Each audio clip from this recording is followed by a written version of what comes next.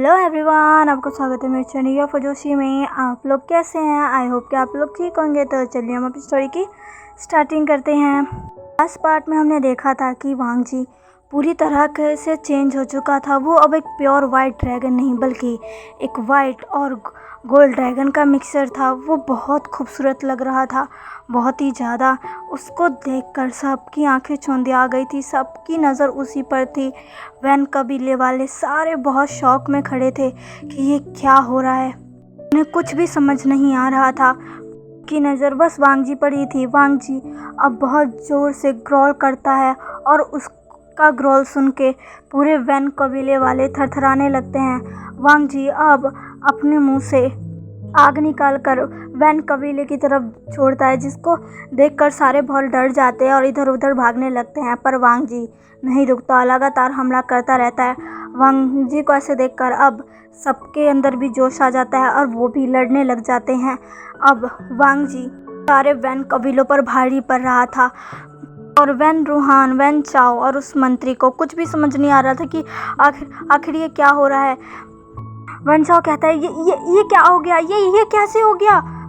मंत्री कहता है कहीं उसने जन्म तो नहीं ले लिया। वैन रूहान कहता है ये नामुमकिन है। मैंने अपने आदमी भेजे थे उसको ख़त्म करने के लिए। अब तक उन्होंने ख़त्म कर दिया होगा, पर ये कैसे हो गया? ये नहीं हो सकता। अभी मंत्री कहता है नहीं, ये हो चुका है। वो शख्स जन्म ले चुका है जो कि अब इस पूरे कल्टीवेशन वर्ल्ड पर राज करेगा और ये उसी का असर है।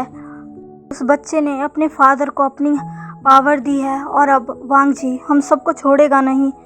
सुनकर वैन चाओ और वैन रूहान दोनों ही सोच में पड़ जाते हैं। दोनों की हालत ख़राब हो चुकी थी, उन्हें कुछ भी समझ नहीं आ रहा था कि अब क्या करें।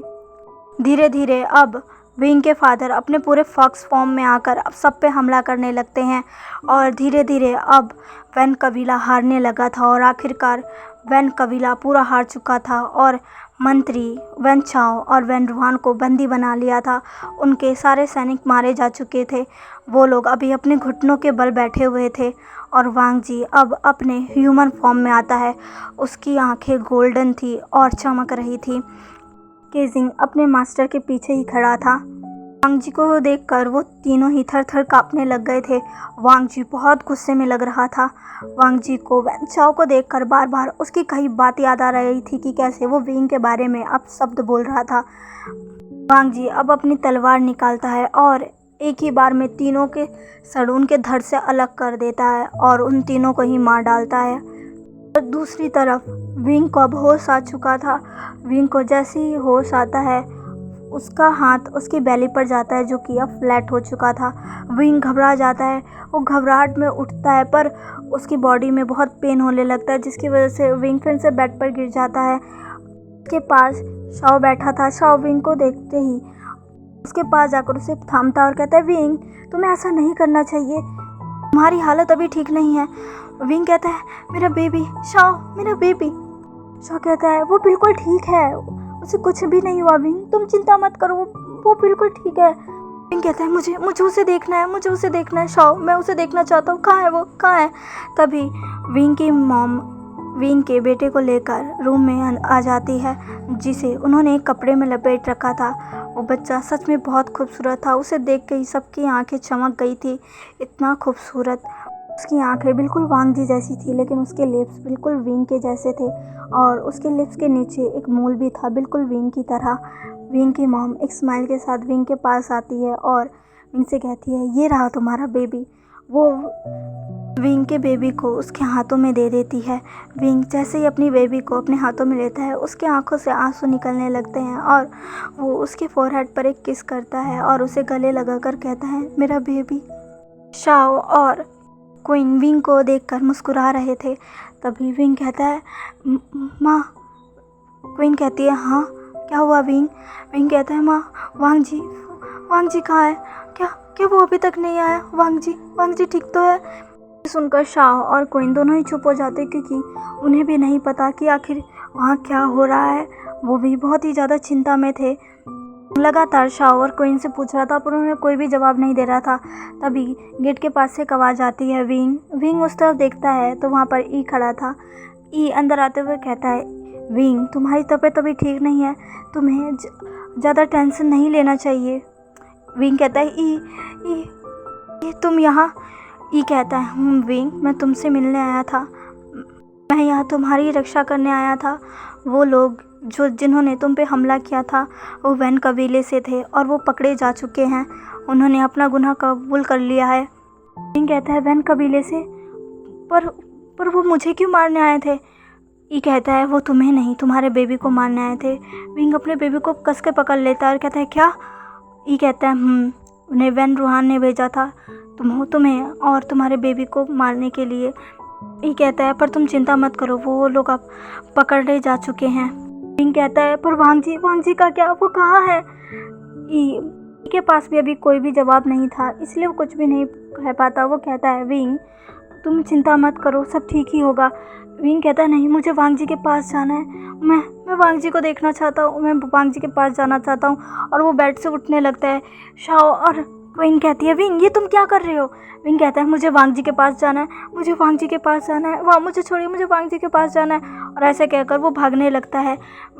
शाओ, क्वीन और ये तीनों ही विंग के पीछे भागने लगते हैं और विंग भागकर मेन गेट की तरफ जाने लगता है। तभी विंग को आसमान से एक कॉल की आवाज़ आती है। विंग जब आसमान में देखता है तो वहाँ पर एक बहुत ही खूबसूरत वाइट एंड गोल्डन ड्रैगन था जो कि आसमान में उड़ रहा था। वो बहुत खूबसूरत लग रहा था।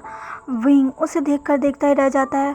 वो ड्रैगन धीरे धीरे विंग के पास आने लगता है और विंग बस उस ड्रैगन को ही देख रहा था।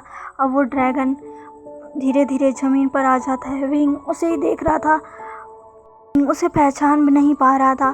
तभी वो ड्रैगन अपने ह्यूमन फॉर्म में आ जाता है। उसे देखकर विंग के आंखों में आंसू आ जाते हैं और चेहरे पर एक स्माइल आ जाती है। वो कोई और नहीं वांग जी था, जिसका रूप बदल जाने के कारण विंग भी उसे पहचान नहीं पा रहा था। पर उसे देखकर अब विंग बहुत खुश था और भागते हुए जाके वांग जी को गले लगा लेता है। वांग जी भी उसे हक कर लेता है। के हाथ में उसका बेबी था, जिससे वो वांग जी को देखकर कहता है, वांग जी देखो हमारा बेबी को देखकर वांग जी की आंखों में भी आंसू आ जाते हैं और वो बेबी को अपनी बाहों में लेकर उसे किस करता है और फिर विंग को उसके वेस्ट से पकड़कर उसके फोरहेड पे किस करता और कहता है, तुम्हारा शुक्रिया विंग, तुमने आज मुझे बहुत बड़ी खुशी दी है। विंग कहता है, वांग जी क्या तुम ठीक हो ना? वो वांग जी के फेस को चेक करने लगता है। वांग जी कहता है, हम ठीक हूँ, ये सब हमारे बच्चे की वजह से हुआ है। विंग कहता है, क्या इसकी वजह से? वांग जी एक स्माइल करता और कहता है, मैं कभी फुर्सत में तुम्हें सब बताऊंगा। विंग कहता है और वो वांग जी को फिर से हक कर लेता है। वांग जी भी विंग को हक कर लेता है। उन दोनों को ऐसे देखकर शाओ और विंग दोनों ही स्माइल करने लगते हैं। ई भी अब उन्हें देखकर बहुत खुश था क्योंकि वो विंग की खुशी चाहता था।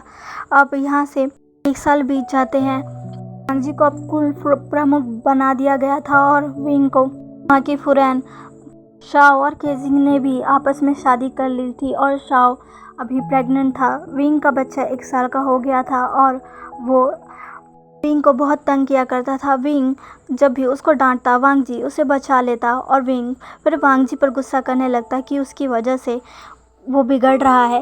पर वांग जी विंग को शांत करने के लिए उसे अपनी तरफ खींचकर उसे किस करने लग जाता, जिसकी वजह से विंग का गुस्सा भी पल भर में चला जाता। विंग और वांग जी की लाइफ में अब सब ठीक हो गया था। वैन कबीला पूरी तरीके से ख़त्म हो चुका था और अब चारों तरफ बस शांति थी। शाओ भी अब अपने बेबी को जन्म देने वाला था और कुछ दिनों बाद ही वो अपने बेबी को जन्म देता है। उसकी एक बेबी गर्ल होती है जिसे कर सब बहुत खुश थे क्योंकि वो बहुत ही ज़्यादा प्यारी थी। केजिंग को वांग जी ने अपने क्लैन का सेनापति बना दिया था, जिसे सुनकर शाओ और विंग दोनों ही बहुत खुश थे क्योंकि उन्हें भी लगता था कि केजिंग से अच्छा और कोई भी नहीं है जो कि सेनापति बन सकता है। वांग जी के इस फैसले से वांग जी के फादर भी एग्री कर रहे थे क्योंकि उन्हें भी केजिंग ही इस चीज़ के लिए बेस्ट लगता है। धीरे धीरे वक्त बीतता है और वांगशान, वांग जी और विंग के बेटे का नाम वांगशान था, वो बड़ा हो जाता है और वो एक बहुत ही बहादुर कल्टीवेटर था जिसकी मिसाल सब दे रहे थे। विंग और वांग जी अपने बेटे को ऐसे देखकर उसके बारे में इतना सारे चीज़ें सुनकर बहुत खुश थे। उनका बेटा सच में पूरे कल्टीवेशन वर्ल्ड पे राज करने के लिए ही पैदा हुआ है। चलिए गाइस, ये स्टोरी अब ख़त्म होती है। मिलते हैं नेक्स्ट स्टोरी में। बाय।